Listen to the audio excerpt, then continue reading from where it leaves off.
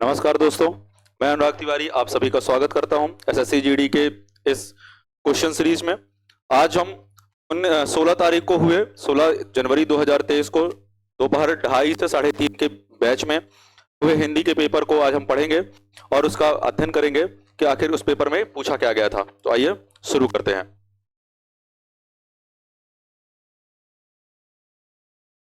सबसे पहला क्वेश्चन है कि पूर्ति शुद्ध शब्द द्वारा कीजिए। क्या है कि मैं तुम्हारे भविष्य की कामना करता हूं। अक्सर ये बात हमने सुनी है, तो इसके लिए जो आंसर होगा वो होगा उज्जवल। ये याद रखिएगा कि इसमें ये वाला उज्जवल आएगा, ठीक है, क्योंकि ये उज्जवल जो है एक संधि से बना है, व्यंजन संधि का एक नियम है इसमें, उत धन ज्वल।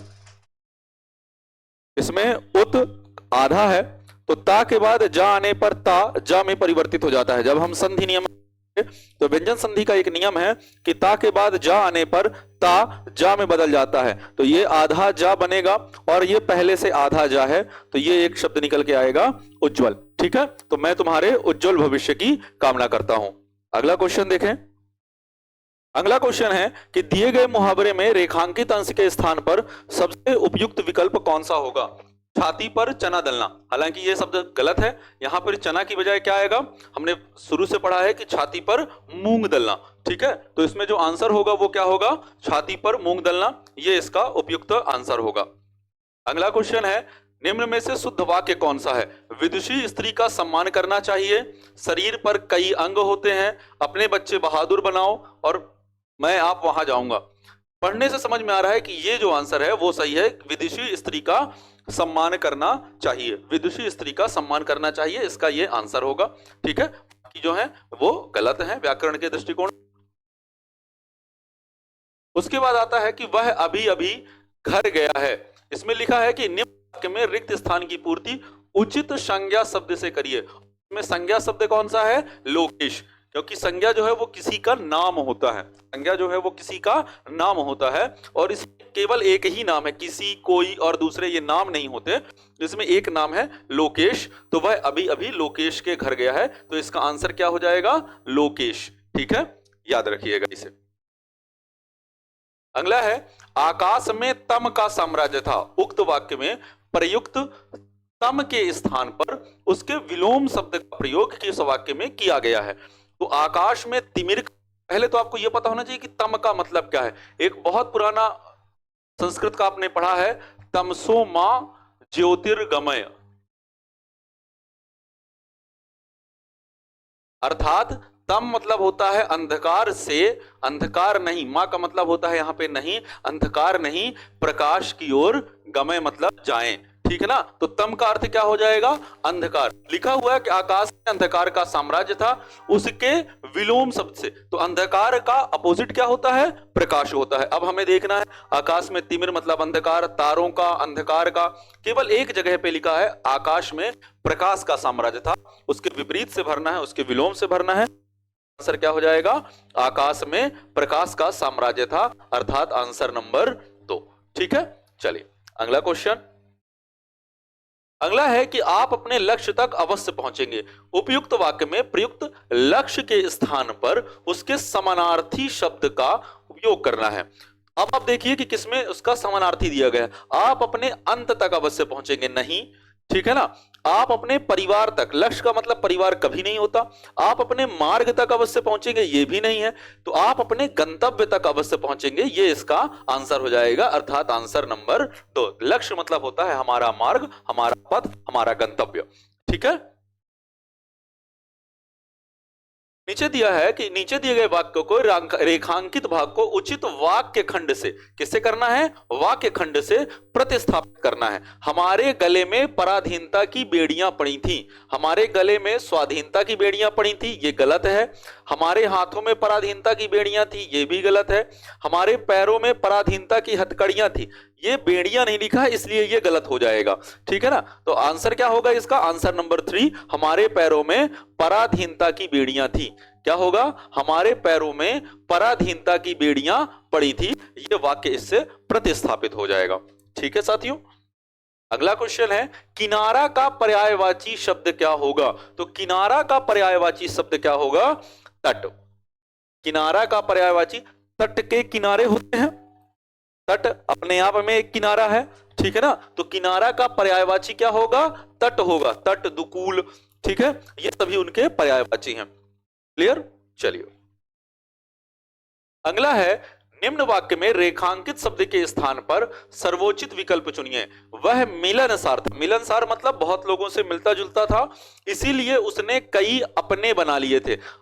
अगर मिलनसार है, और मिलनसार व्यक्ति के क्या होते हैं, बहुत सारे मित्र होते हैं, तो इसलिए उसने अपने क्या कई बना लिए थे, मित्र बना लिए थे। शत्रु नहीं होगा, प्रेमी भी नहीं होगा, भक्त भी नहीं होगा, ठीक है ना। तो उसने क्या बना लिए थे, मित्र, अर्थात आंसर नंबर 4 इसका आंसर होगा। क्लियर। चलिए अगला, निम्न वाक्यांश के लिए एक सार्थक शब्द चुनिए। वह पर्वत जहां से सूर्य का अस्त माना जाता है, जहां से सूर्य का अस्त माना जाता है। अब यहां पे आप, जैसे पिछले साल ये पूछा गया कि सूर्य का अस्त, मान लीजिए इस साल पूछ ले कि सूर्य का उदय जिस पर्वत से माना जाता हो। रश्मिरथी जो लिखी गई है, उस रश्मिरथी में एक लाइन आती है, उदयाचल मेरा दीप्त भाल।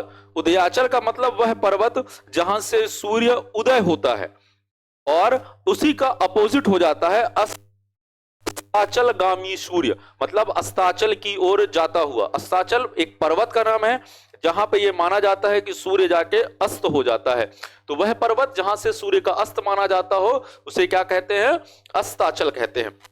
उदयाचल मतलब सूर्य का उदय होने वाला पर्वत, अस्ताचल मतलब सूर्य का अस्त होने वाला पर्वत। चलिए अगला क्वेश्चन है, सिर उठाना। ये एक बहुत ज्यादा यूज होता है कि आप सिर उठाने लगे हैं। सिर उठाने का मतलब हम किसी के विरोध में, या हम किसी के प्रति मुखरित होते हैं, हम किसी के अपोजिट जाते हैं, बोलते हैं कि नहीं यहां पे ये सही है और ये गलत है। तो सिर उठाने का मतलब है विरोध करना या विरोध में खड़े होना। अब ऑप्शन में देखते हैं क्या है, हर स्थिति में साथ देना नहीं, सिर ऊपर करना ये भी नहीं होगा, सिर ऊपर करना नहीं होगा। सिर उठाने का मतलब विरोध ही होना, ठीक है ना। तो विरोध में खड़े होना या पीछे पड़ना ये गलत है। तो इसका ऑप्शन क्या हो जाएगा, ऑप्शन नंबर 3, विरोध में खड़े होना। सिर उठाने का मतलब होता है विरोध में खड़े होना। अब लिखा है कि निम्न वाक्य में रेखांकित अंश के स्थान पर आने वाले सर्वाधिक उपयुक्त विकल्प का चयन कीजिए। मैंने उसे बहुत समझाया पर वहां ना मानी। वहां शब्द यहां पे गलत है, इसकी जगह क्या आ जाएगा, पर वह ना मानी, ठीक है ना। एक स्त्रीलिंग के लिए कहा गया है, वह ना मानी, ठीक है ना। मैंने उसे बहुत समझाया पर वह ना मानी। अगला, निम्न वाक्यांश के लिए सार्थक शब्द का प्रयोग कीजिए। जानने की इच्छा, जानने की इच्छा कहलाती है जिज्ञासा, ठीक है ना। जानने की इच्छा क्या कहलाती है, जिज्ञासा। तो ऑप्शन क्या हो जाएगा इसका, आंसर नंबर 3, जानने की इच्छा अर्थात जिज्ञासा। उसके बाद है, निम्न विकल्पों में से कौन सा एक वाक्य साधारण क्रिया विशेषण, साधारण क्रिया विशेषण से संबंध नहीं रखता। तो क्रिया और विशेषण, क्रिया विशेषण है सेवक कहां गया, हाय वह यहां आता है, इसमें भी क्रिया विशेषण है। हाय वह वहां जाता है, भाई कहां गया, ठीक है ना, यहां आता वहां जाता। और चौथा है कि अरे वह अब पढ़ना चाहता है, ये साधारण क्रिया विशेषण का आंसर नहीं है। तो ये तीनों जो हैं वो गलत हो जाएंगे और इसका आंसर होगा आंसर नंबर 4, अरे वह अब पढ़ना चाहता है, ठीक है। अरे वह अब पढ़ना चाहता है, यह साधारण क्रिया विशेषण का संबंध नहीं रखता है साथियों। अगला क्वेश्चन है कि रिक्त स्थानों की पूर्ति उचित एकार्थी शब्दों से करिए, ठीक है। अब अगर आप इसे रख के देखेंगे तो टूटा सपना, टूटा बदलती नहीं है, ये अपने आप में कोई शब्द नहीं। झूठ बदलती नहीं है, तो झूठ बदलता नहीं है, ये उसके लिंग के कारण गलत हो जाएगा। सत्य बदलती नहीं है, ये भी।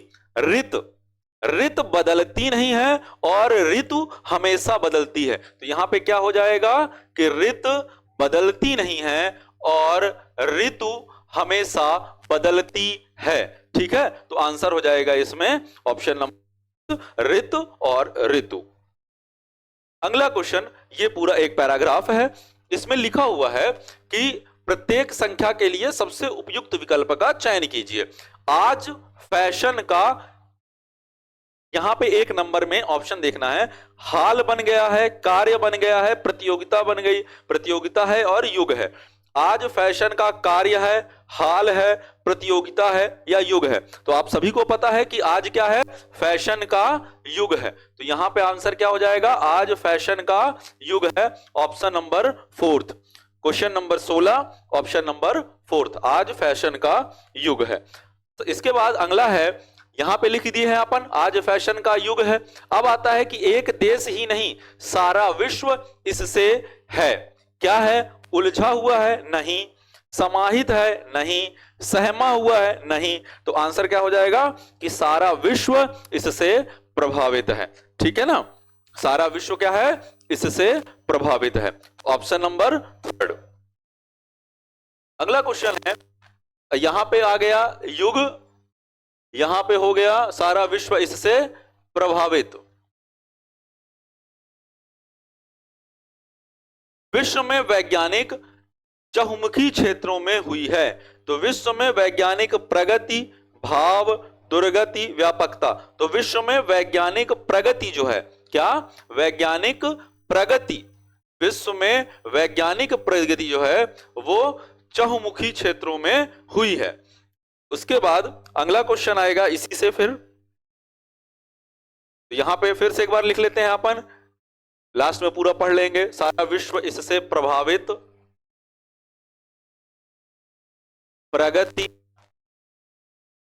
चहुमुखी क्षेत्रों में हुई, नए नए, उसके बाद फिर लोगों, देशों, अनिवार्यता या उपकरणों, नए नए उपकरणों के विकसित होने के कारण। क्या आएगा, नए नए उपकरणों, उपकरणों के विकसित होने के कारण, अर्थात ऑप्शन नंबर 1, नए नए उपकरणों के विकसित होने के कारण क्या हुआ है, फैशन की दुनिया भी बढ़ती चली गई है। कल तक जो नया माना जाता था आज पुराना लगने लगता है। विभिन्न औद्योगिक संस्थान नई से नई वस्तुएं बनाते हैं और सभी को, ये लास्ट है कि और सभी को, ठीक है ना, तो और सभी को क्या है, आकर्षित करने के लिए, क्या आ जाएगा यहां पे, आकर्षित, आकर्षित। पहला वाले में क्या था, आज फैशन का युग है, एक देश ही नहीं सारा विश्व इससे प्रभावित है, विश्व में वैज्ञानिक